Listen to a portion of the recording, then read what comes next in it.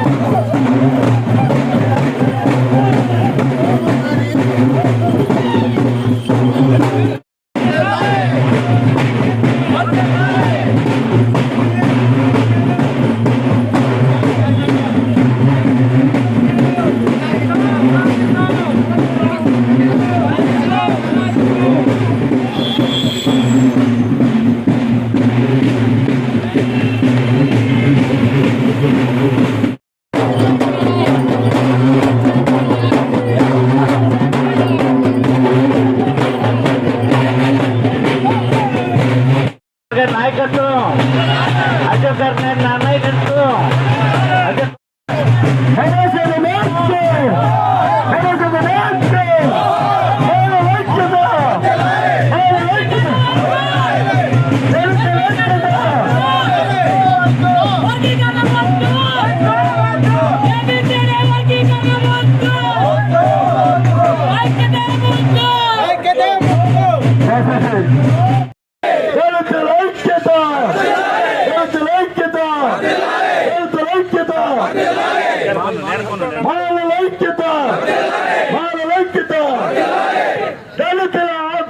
ఆత్మగౌరవం తాగరబెడతారు మన్నాకి సమాధిగా దళితుల ఆత్మగౌరవం తాగరబెడతారు మన్నాకి సమాధిగా దళితుల ఆత్మగౌరవం తాగరబెడతారు మన్నాకి సమాధిగా జోహార్ బాబాసాహెబ్ అంబేద్కర్ జోహార్ బాబాసాహెబ్ అంబేద్కర్ మరి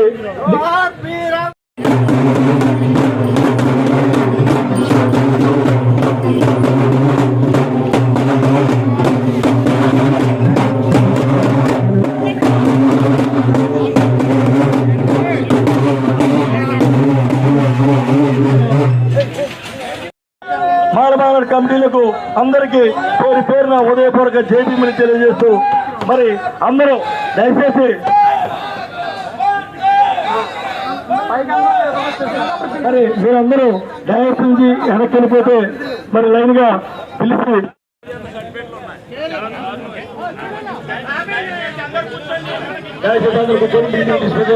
మన ప్రెసిడెంట్ కాబట్టి అందరూ సహకరించి और पंडित साधुराम साधु शरण मिश्रा जी రాష్ట్ర మహిళా సచివాలయం గారు श्री గారిని కూడా వేదిక మీద రావాల్సిందిగా అదేవిధంగా మరి శావా బాబురావు గారు का स्वागत करें మరి We don't want. We don't want. We don't want.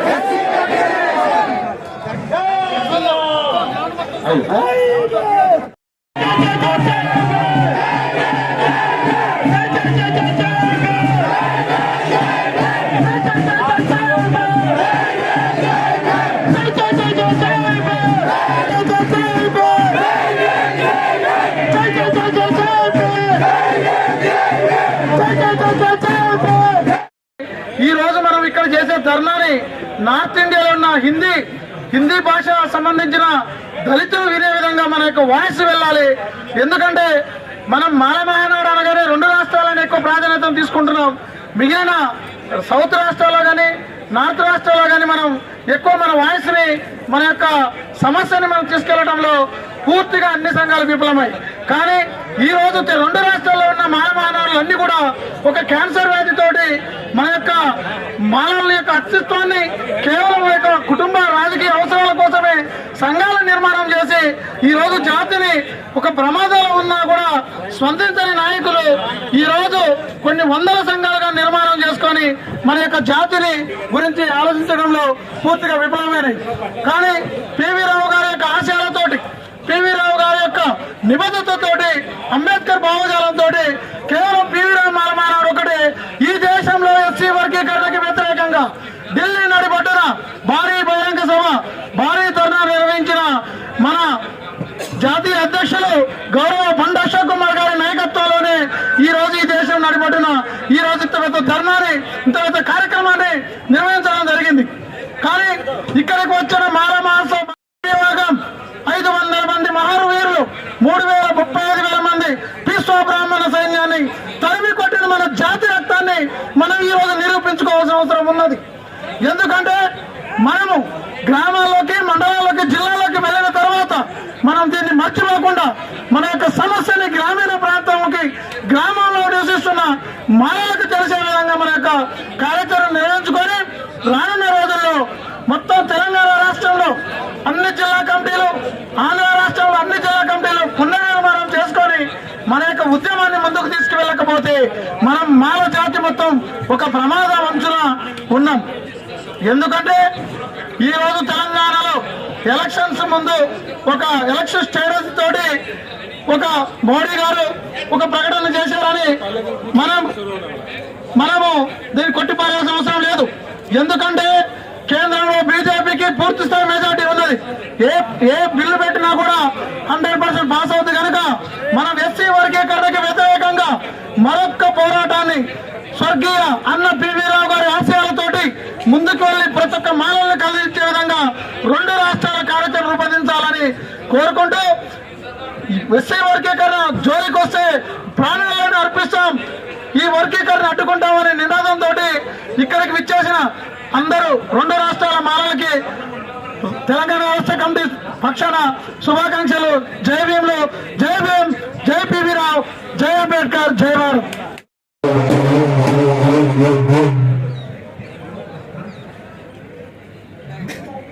సోదరులారా, ఈరోజు ఇక్కడ ఈ కార్యక్రమానికి ఏర్పాటు చేయడానికి మేమెంతో కష్టపడ్డాం.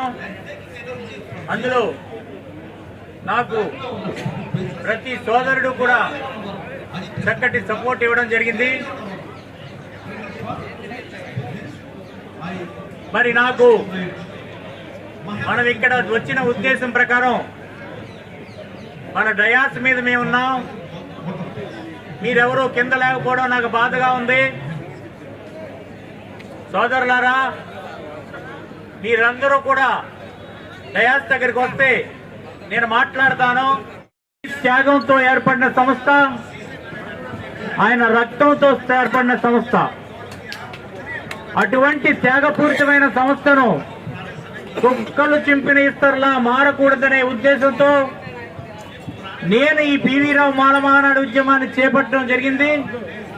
పివి రావు గారు ఆత్మార్పణకు విలువ లేకుండా చేస్తున్న కోహనా సంఘాలకు జవాబు చెప్పడానికే మాలమానాడుని ఇక్కడ ఢిల్లీ వరకు తీసుకురావడం జరిగిందని నేను తెలియచేస్తున్నాను.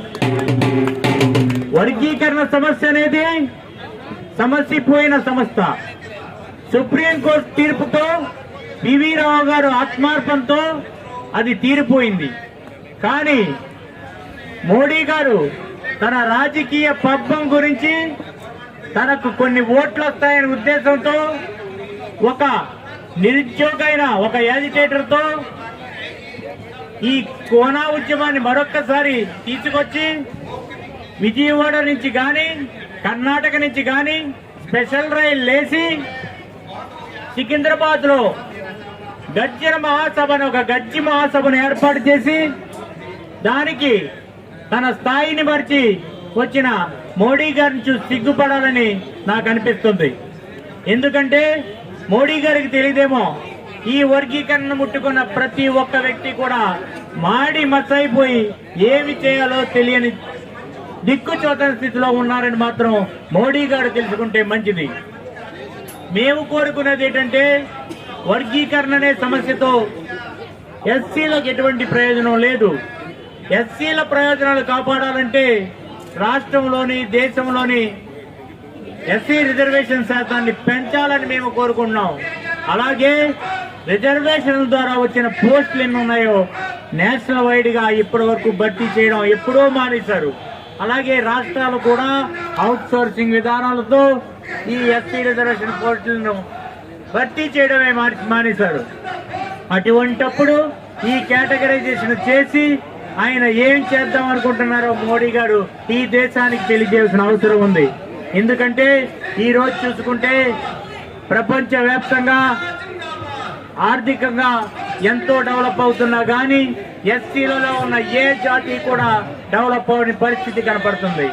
ఇప్పటికీ కూడా అనేక చిన్న చిన్న జాబులు చేసుకుంటూ, కూలి పనులు చూసుకుంటూ, షాపుల్లో చేసుకుంటూ బతుకున్న పరిస్థితి ఈరోజు యువతకు ఎందుకు వచ్చిందని నేను మోడీ గారిని అడుగుతున్నాను. ఎందుకంటే 10 సంవత్సరాలుగా మీరు చేసిన ప్రభుత్వంలో ఎస్సీల అభ్యున్నతి ఎంత, ఇక కేటగరైజేషన్ చేసి ఎంత అభ్యున్నతి చేద్దామనుకుంటున్నారు మీరు? తరలించాలనే గెట్స్ తోటి మాలమానాడు అధ్యక్షుడిగా బండు అశోక్ కుమార్ ఇక్కడ ఉన్నారని మీకు విజ్ఞప్తి చేస్తున్నాను. మీకు నేను ఉన్నాను. ఈ ఉద్యమాన్ని ముడిపించడానికి ఎంత త్యాగానికైనా సిద్ధంగా ఉంటానో మీరందరూ సంఘటన సిగ్గండి. ప్రతి జిల్లాలను సంఘటన సిగ్గండి. నాకు ఏ రాజకీయ పదవిపై ఆశ లేదు, ఏ రాజకీయ పార్టీపై నమ్మకం లేదు. దీనికి వ్యతిరేకంగా ఎటువంటి త్యాగానికైనా నేను చేయడానికి సిద్ధంగా ఉన్నాను. కాబట్టి ప్రతి ఒక్క మాల సోదరుడు ఎక్కడకు వచ్చిన స్ఫూర్తితో ప్రతి జిల్లాలోనూ కమిటీలేసి మాజీ సోదరులకు తీటుగా మాల సోదరులు ఉన్నారు, వీరు రక్తం మరిగి ఉన్నారు, వీరు పులిలా విజృంభిస్తారని మీరు ఒక అవగాహన తెచ్చుకోండి. నా వెనక నడండి. మిమ్మల్ని ఢిల్లీలో ఆ సంఘటన ఎటువంటిదైనా, వర్గీకరణ ఎటువంటిదైనా స్టాప్ చేయడానికి అవసరమైతే ఢిల్లీ వరకు పాదయాత్ర చేసి ఆఫ్ చేయడానికి సిద్ధంగా ఉన్నారు. తెలంగాణ ఎన్నికలతో మొదలైన సమస్య తరతరాలుగా ఈ సమస్యను వెలుగు తోడుతూనే ఉంటారు. ఒక పార్టీ కాకపోతే ఇంకో పార్టీ, ఆ పార్టీలకు బుద్ధి చెప్పవలసిన అవసరం ఉంది. మాల మహానాడులో ఉన్న సంఘాలను గుర్తించండి. మాల మహానాడులో ఉన్న సంఘాలన్నీ కూడా ఎవరైనా సరే అశోక్ కుమార్ గారి నిజాయితీని గుర్తించి నా వెనక్కొచ్చి మీరు సిద్ధంగా ఉంటే నేను ఏ త్యాగానికైనా సిద్ధంగా ఉంటానని మరొక్కసారి మీకు తెలియజేస్తున్నాను. రాజకీయ పదవులు నాకొద్దు, రాజకీయ పదవుల గురించి కార్యక్రమాలు చేయట్లేదు. మీకు రాజకీయ పదవులు కావాలంటే నేను ఇప్పిస్తాను, నాతో నడండి. మీరు ఎంతటి దూరానికి వస్తారో ముందుకు నడండి. మనం ఈ సంఘటన మాత్రం ముందుకు తీసుకెళ్దాం. మాల మహానాడు అనే ఉద్యమం మాత్రం చచ్చిపోదు, అది నిరంతరం సాగుతూనే ఉంటది. మాల మహానాడు వ్యక్తులే నిజమైన అంబేద్కర్ వారసులు, నిజమైన మనందరికీ తెలియజేయడానికి ఈ కార్యక్రమం ఇక్కడ జరిగింది.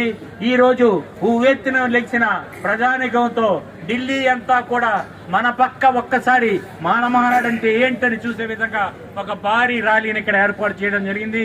ఈ కార్యక్రమంలో నా సోదరులు ఎంతో వేప్రాసలతో రైలు దిగి వెంటనే నాతో పాటు నడడం నాకెంతో సంతోషం కలిగించింది. ఈ స్ఫూర్తిని ఇక్కడే వదిలేయద్దు. ఈ స్ఫూర్తిని ఇక్కడ వేసే ప్రతి అడుగు కూడా భవిష్యత్తులో మన భవిష్యత్ తరాలకు జవాబు చెప్పవలసిన అవసరం ఉంది. ఇప్పుడు మనం వర్గీకరణ వదిలేస్తే చేతులు కట్టుకున్న మాలజాతి అయిపోతుంది. మనం రక్తం మరుగుతున్న మాలజాతిలా ఉందాం. వీఆర్ పోరాట యోధులం, అంబేద్కర్ కి నిజమైన వారసులం, రాజ్యాంగాన్ని కాపాడే శక్తులం. కాబట్టి ఈ విషయంలో వెనకడుగు వేయరని నేను భావిస్తున్నాను.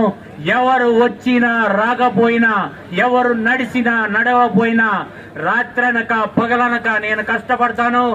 మాల మహానాడు యొక్క రూపాన్ని యథాస్థితికి తెచ్చే వరకు నేను నిద్రపోనని మాత్రం ఇక్కడ శబ్దం చేస్తున్నాను.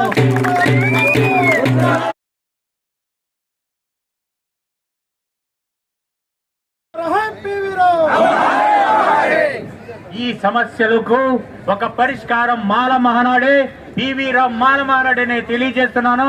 ఈ విషయంగా నా వెంటే నడుస్తున్న తెలంగాణ మా తమ్ముడు లచ్చమల్ల నరసింహారావు మౌర్య గారికి, అలాగే మన గుమ్మాపు సూర్యవర్ప్రసాద్ గారికి నా హృదయపూర్వక జైమీని తెలియజేస్తున్నాను. అలాగనే నా తమ్ముళ్ళు జల్లి శ్రీను, నాటి శ్రీను, ఇంకా కోటేశ్వరరావు గారు, ఇంకా లాయర్ వెంకటేష్ గారు, నూకరాజు గారు, అప్పారావు గారు, ఇలాంటి వాళ్ళు, మన నాగబాబురావు గారు, పరశురాముడు గారు, తన